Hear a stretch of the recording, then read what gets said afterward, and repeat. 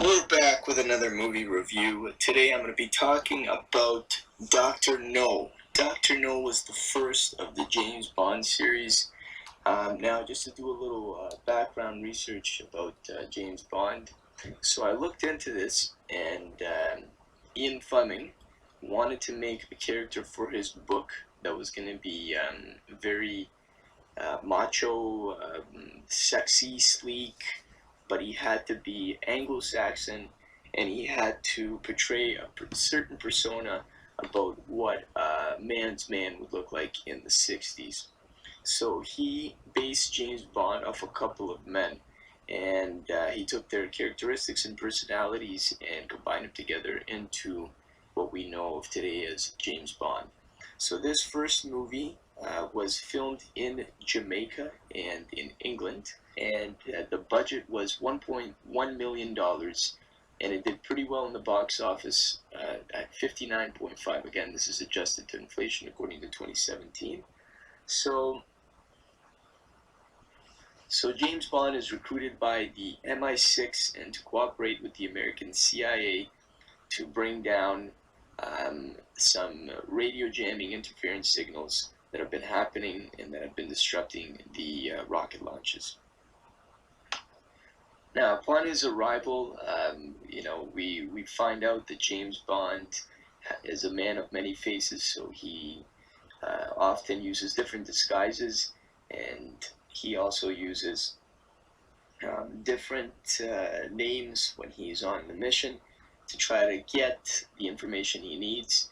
And usually he encounters a woman, and those are later referred to as the Bond girls. They usually die in the films, but James Bond, for lack of a better term, uses them to get information from them, and then he chucks them. We get introduced to a CIA agent named Felix in this movie, and Felix assists James Bond in completing his mission. Now, the main villain of this film is Dr. No. Everybody knows Dr. No if you're a Bond enthusiast. He is the first James Bond villain, and according to the novel, he was born to a German missionary and a Chinese girl. Now, Dr. No is part of the crime regime, which is referred to as Spectre. So he cooperates with them, and James Bond is sent down to Jamaica to take out Dr. No and his organization from disrupting these signals. Now, what I really liked about this movie is it gives you that 1960s feel of what the Cold War era was like. Sean Connery does a really good job of playing James Bond, and in my opinion, he is what James Bond should look like. So they did a great job casting him. Dr. No, again, played by Joseph Wiseman.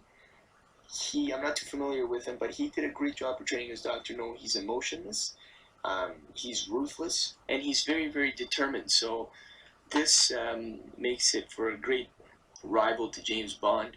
Now, this movie is probably my top James Bond movie, just because it is the first one. It was the one that I saw when I was a kid. So I would definitely rank this movie as a 9 out of 10. So that's what I've rated it on IMDb. And if you guys have liked the review, comment below, tell me what your thoughts are. If you haven't seen it, you can ask away at the bottom for any questions. And if you want to see more, subscribe to the channel. I'm working on fixing the production value, so hopefully we can get some better videos up. And I just want to thank you again for sticking with me and watching, and keep tuned for the next video. Bye now.